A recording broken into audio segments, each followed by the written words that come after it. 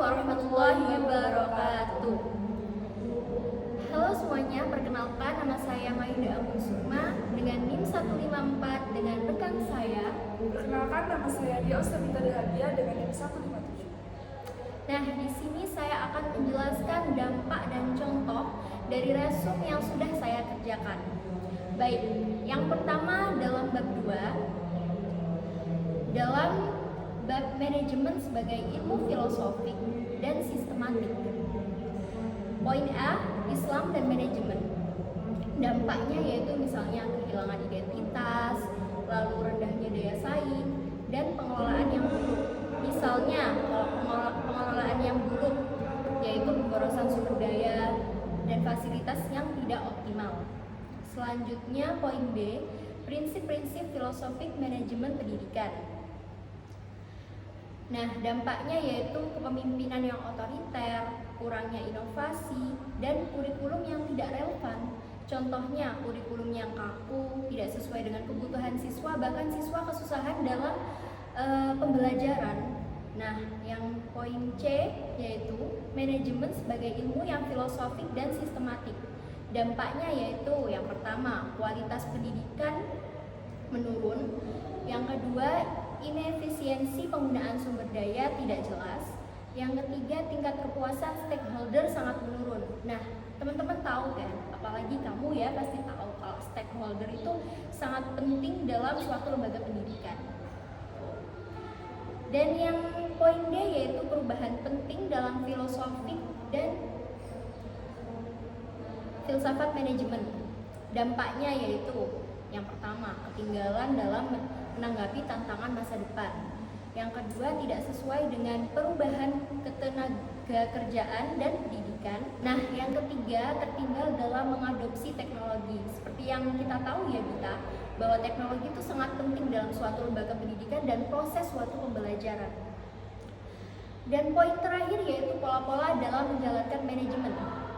Nah, jika pola-pola manajemen ini tidak diterapkan dengan baik, maka dampaknya seperti kehilangan arah dan tujuan, lalu keterlambatan dalam memanajemen suatu lembaga pendidikan, dan yang terakhir yaitu kurangnya efisiensi dalam suatu pengawasan pembelajaran. Contohnya, saya ambil dari kurangnya efisiensi dan pengawasan ini ya. Contohnya pemborosan anggaran dan fasilitas yang tidak sesuai dengan kebutuhan. Oke, selanjutnya kita lari ke bab 3.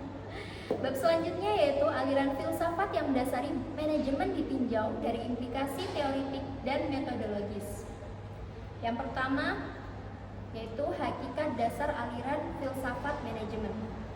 Nah, dampak jika tidak dilaksanakan di lembaga pendidikan yaitu kehilangan arah dan prinsip dasar dalam pengelolaan lembaga pendidikan tanpa panduan filosofi manajemen yang jelas. Pengelolaan pendidikan bisa menjadi tidak terarah dan tidak efektif, juga tidak relevan di zaman yang sekarang. Contoh, seperti idealisme yang mengembangkan spiritual dan intelektual ini berfokus pada teknis atau materi sehingga mengabaikan nilai-nilai moral. Yang kedua yaitu jenis-jenis aliran filsafat manajemen. Dampaknya yaitu tidak adanya idealisme, progresivisme, realisme, perennialisme, praktisme, dan konstruktivisme. Nah, yang ketiga yaitu implikasi teoritik aliran filsafat dalam manajemen. Dampaknya misalnya positivisme, realisme, dan konstruktivisme. Nah, di sini saya ambil dari positivisme. Dampaknya yaitu fokus pada yang terukur dan mengabaikan aspek seperti motivasi. Contoh, menilai siswa hanya dalam ujian tanpa melihat perkembangan pribadi. Padahal kan melihat perkembangan suatu anak itu sangat penting ya. Nah, ini poin yang terakhir yaitu implikasi metodologis aliran filsafat dalam manajemen. Dampaknya yaitu ontologi, epistemologi, aksiologi.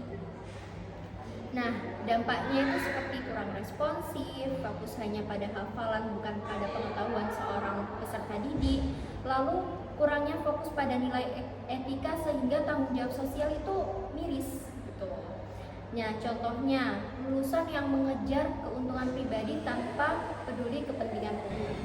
selanjutnya. Nah, kita udah selesai ya dalam membahas dampak yang terjadi jika manajemen sebagai ilmu filosofik dan sistematik Serta aliran filsafat yang mendasari manajemen ditinjau dari implikasi teoritik dan metodologis tidak dilaksanakan di lembaga pendidikan. Sekian dari kami.